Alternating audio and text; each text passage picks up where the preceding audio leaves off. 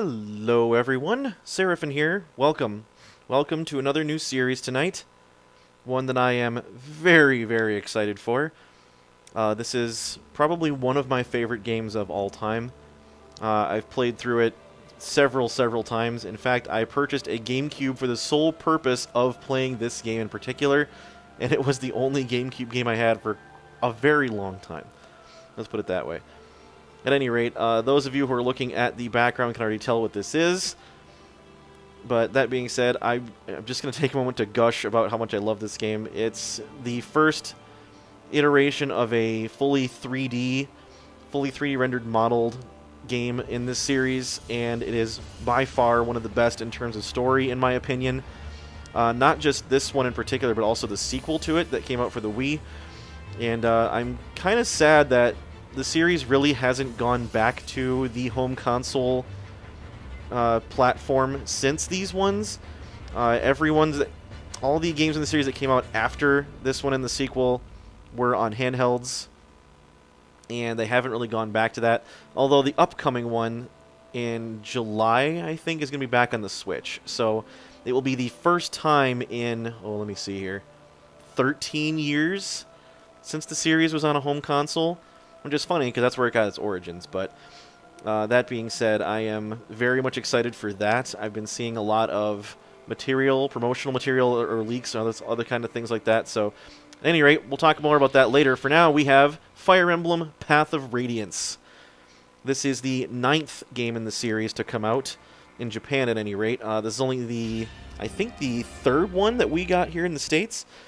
So this came out immediately after Sacred Stones did. Sacred Stones was in about 2004, so this one came out in 2005 here in the States. And I picked it. I didn't have a chance to pick it up right away, unfortunately. It was some years until I got a chance to play it myself, but I fell in love with it from the very beginning, and I am still in love with it to this day. So we're going to go ahead and get a new game started. We're going to play on normal difficulty. Easy is just pathetic. Normal is really not hard either. I probably could do a difficult mode if I really wanted to. Honestly, I played through it a couple times on difficult. It's not that much worse. But for the purposes of this, we're just going to play through on normal. If I go back and do a second playthrough of this at some point, it will be difficult. And there is a reason to do that. There are some changes between subsequent playthroughs. But let's just sit back and enjoy the first cutscene in the series.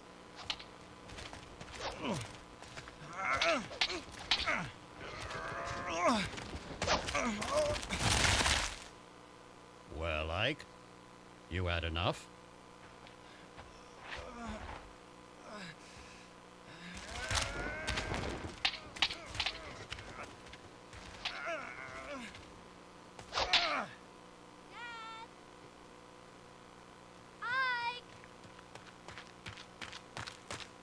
Oh, missed.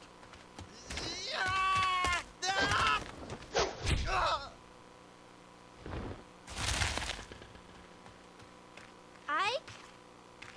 Oh no!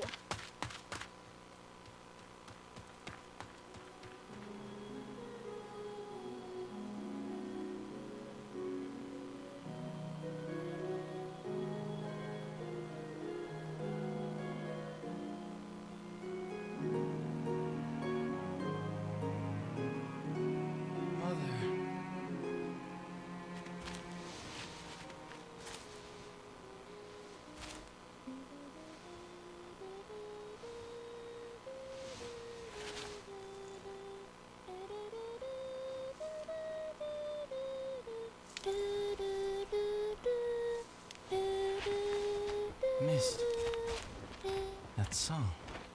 Ah, you're up. About time.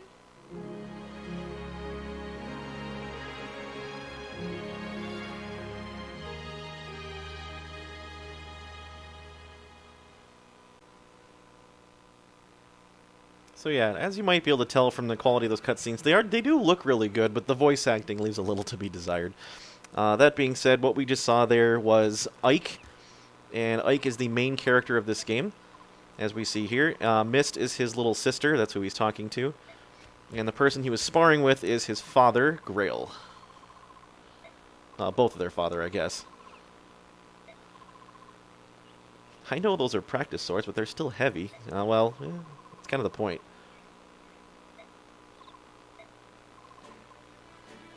I told you I'm fine. Well, so he insists. So here we have a little prologue introduction to the combat system in this series. We're going to be coming up on just right now here. Here we have Boyd. This is a friend of Ike's that he's about the same age as, I think. Maybe he's a little older, but...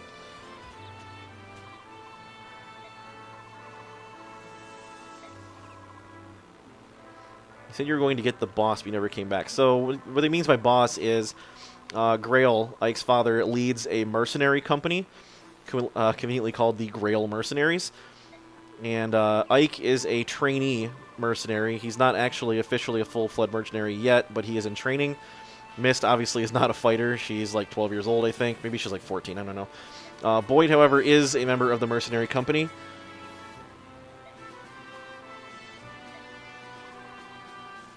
He was out cold a minute ago. Mist is like the master of throwing shade in this game. She's very good at that, and you'll see a lot more of that as time goes on. You can be Ike's sparring partner, which I'm sure he's thrilled about. Well, that's a fair point.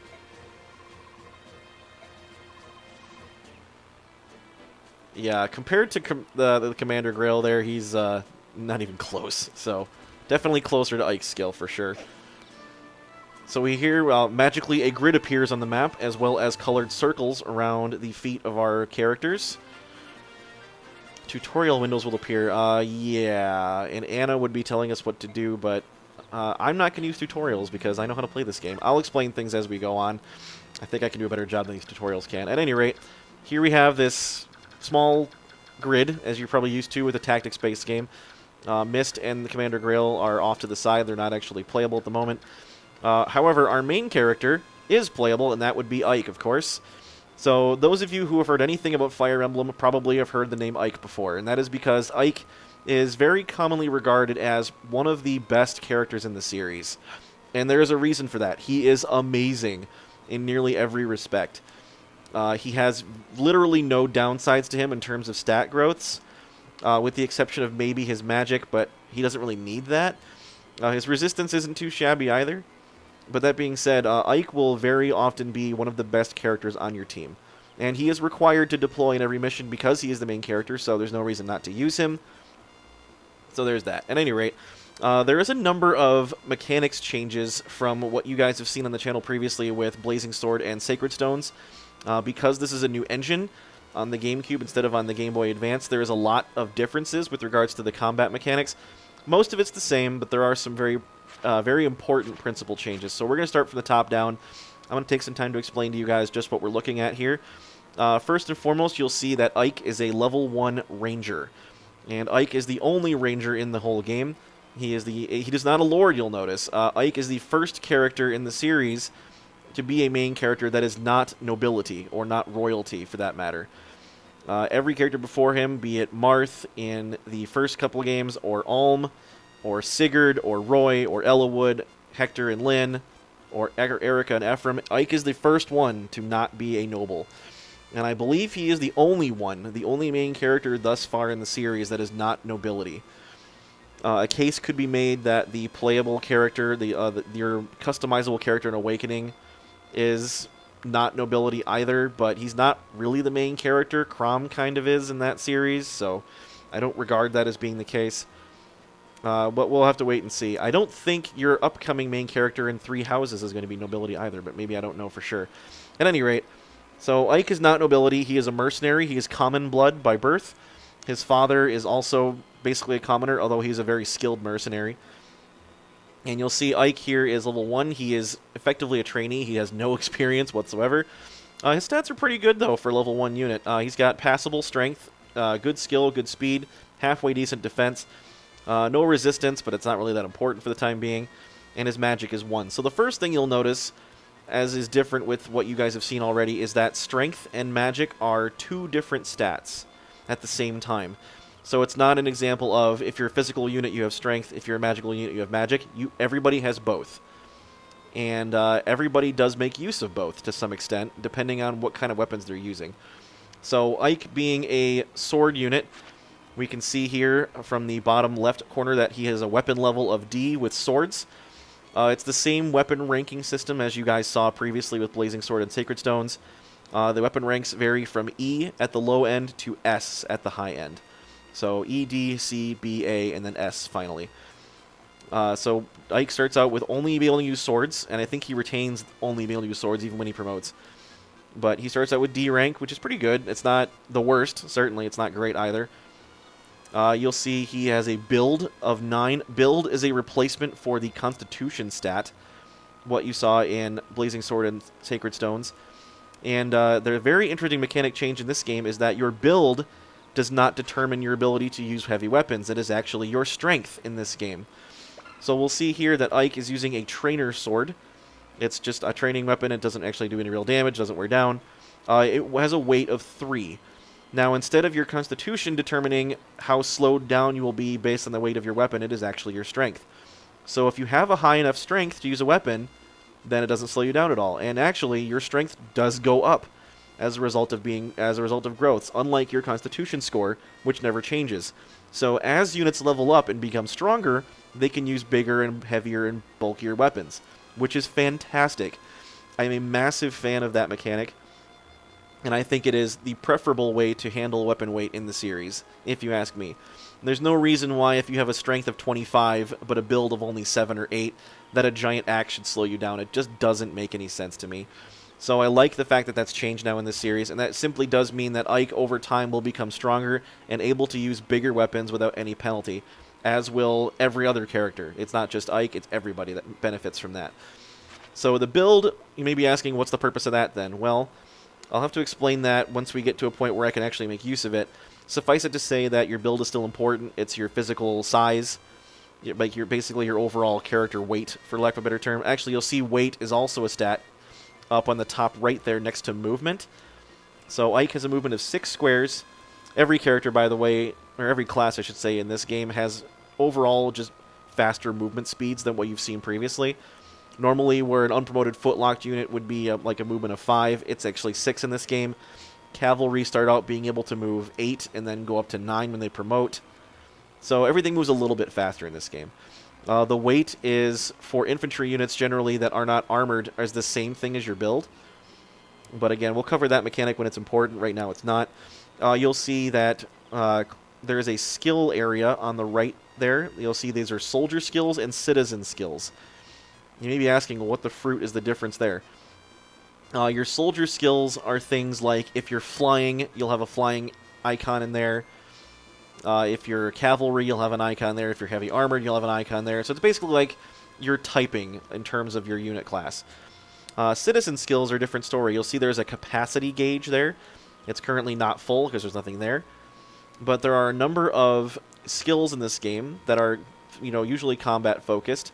And characters can have a number of skills installed on them up to that capacity gauge. Ike does not have any to start with, but he can be assigned skills later on. And other characters that we will unlock later on will have some skills pre-built into them. And we'll have to look at that once we get the opportunity to. And you'll see in the center there is a type field, and that type is Bjork for Ike. Bjork is the term used for humans, basically, in this game. There are other species of characters in this game, not just strictly humans. But we'll come to that when we get there. Suffice it to say, Ike is human, therefore he is referred to as a Bjork. That will come up later also. And then here on this screen, we see there's an area on the right for support bonuses. So previously, you could see what characters you had supports with, but you didn't get to see how those supports affected your stats at a glance. This will let you do that. So you'll see when you have support bonuses with someone, you will see reflected on that stat screen just above that that blue box there, just what stats you're getting from those supports. So if you have an attack or a defense bonus or hit or avoid, they'll show up right there. And then finally, your affinity or your attribute is off to the left on the top there. Ike is an Earth affinity character, which is very good in this game. It provides avoid and nothing else, but avoid is very nice to have in this game. And then finally, we see something brand new, which is the biorhythm. And this, I'll admit, this was fairly confusing to me when I first started playing this. And the in-game explanation for biorhythm is that when the marker is high, the unit performs better. When it's low, it suffers penalties. you'll see it's like a radio wavelength kind of deal. It's a curve that goes up and then down and then up and then down. When that little yellow blip is high on the marking there, you will gain a bonus to your hit and avoid. And when it is low, you'll gain a penalty to your hit and avoid. That's all it affects, is just hit and avoid, not your actual physical damage or your defense or anything like that. It's strictly hit and avoid. I don't know if it affects your ability to dodge criticals as well. I think it might, but I don't know for certain. I also don't think it affects your critical rate really either. But again, I don't know for a fact. You'll see there, if you look just behind Ike's level and HP, there is a green arrow in the background pointing up. That is a good way to look at a glance whether a unit has good biorhythm or bad biorhythm. If it's a bad biorhythm, it'll be a red arrow pointing down. So we can kind of see that just on the stat screen at any time. And we see here Ike has, like I said, passable stats, pretty good. They work the same way as you're used to in terms of what they do in combat. Strength affects your physical damage. Magic affects your magical damage. Skill is your ability to land hits, so the higher the better for landing hits.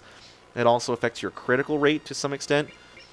Speed is how fast you are. If you are 4 points faster on your attack speed than the person you're attacking, you will hit them twice. So just like it worked in the previous situation, luck affects your avoid, as well as your ability to dodge crits, and I think to a lesser extent your accuracy. So it affects a little bit of everything. Defense protects you from physical hits. Resistance protects you from magical hits. You guys have all seen that before.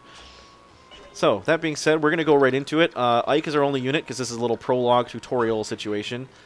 I'm actually going to make some changes to the default options here. We're going to go slightly faster speeds here. I don't need the guide window, honestly. It's just going to get in my way. I can turn on unit facing, just means that everybody will face the same direction with their little on-screen models at the end of the turn. There's not really any point to it. I don't need the rumble feature. I'm using a keyboard and not a controller, so... I am playing this on an emulator as previously, and I do own the physical disc for this game. It is very, very expensive if you don't already have it. So if you were looking to pick it up for cheap, good luck with that.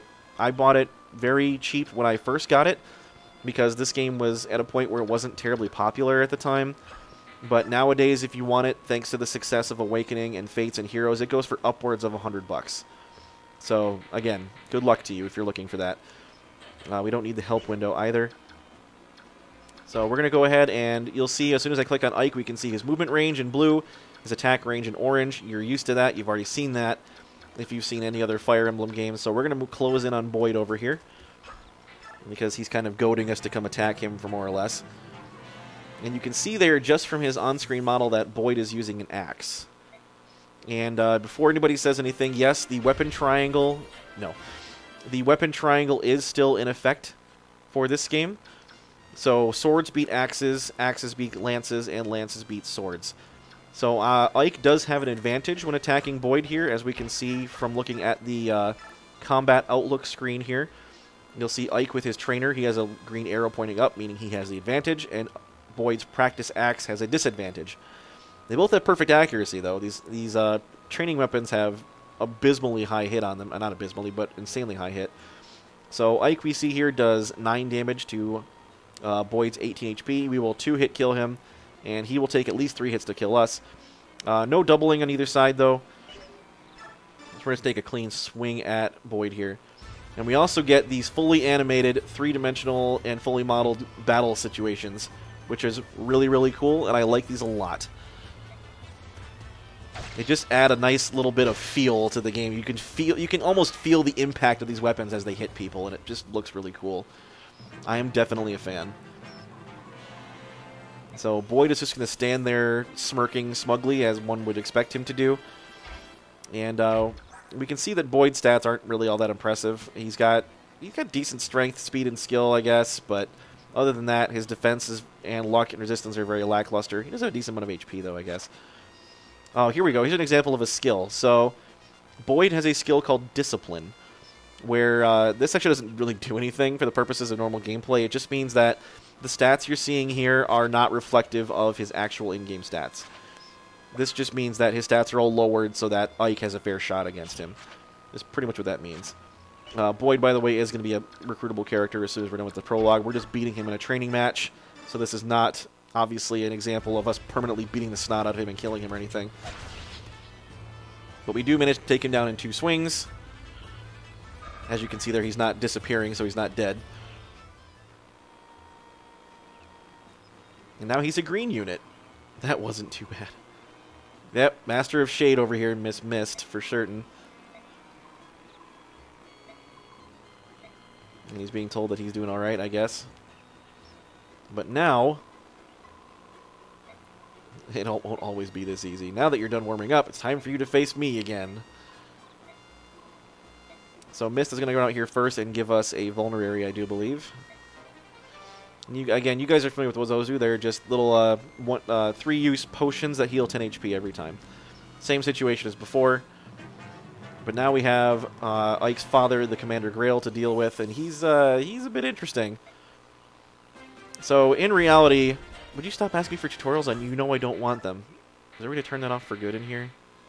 I don't think there is.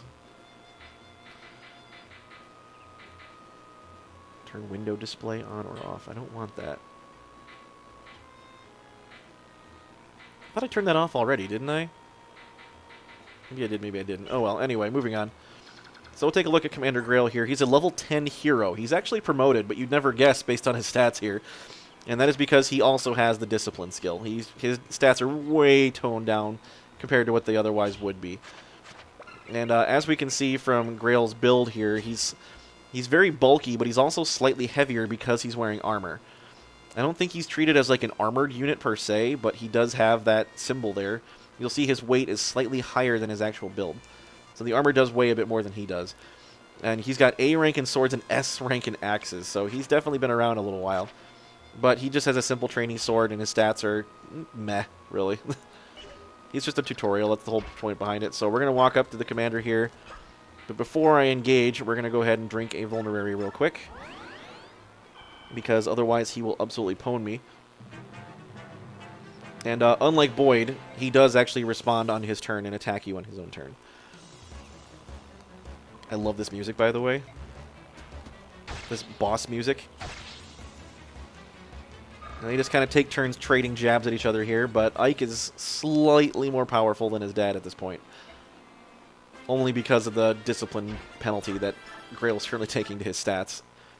So you see here, we can 2-hit KO, and he won't kill until he hits 3 hits. So we have just enough power behind us to take him down next turn. Or when he attacks us, rather. And we'll be left with 1 HP, but it is what it is.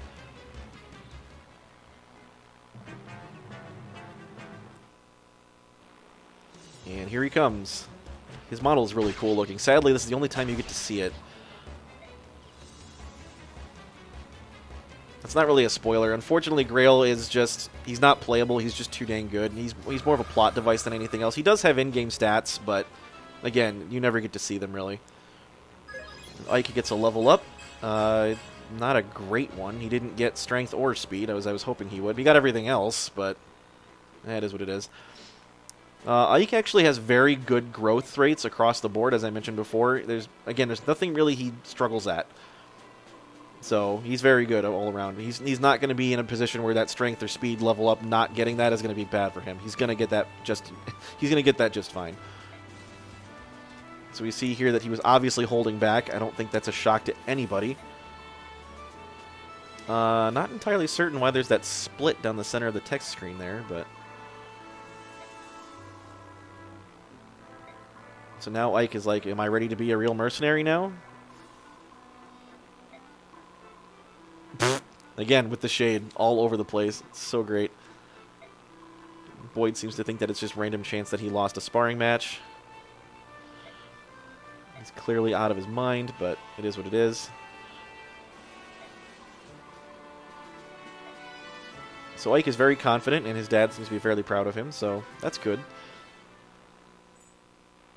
Alright, so that was the prologue, and we're going to jump right into the first chapter in the next episode. I know that was this one's a little short, but it's just the prologue and getting everybody acquainted with what's going on, so we are going to jump into the game proper in the next episode. So thank you for joining me for this inaugural startup to the new series of Path of Radiance. I am really looking forward to playing through this one. It's one of my favorites. This one and the sequel, Radiant Dawn, are my favorite games in the entire series, so very excited to be playing through these. and it's going to be a blast. So I hope you guys are all excited too, and feel free to join me for the next one. And until that time, thank you very much for watching. As I've said, this has been Seraphin. Stay classy, internets.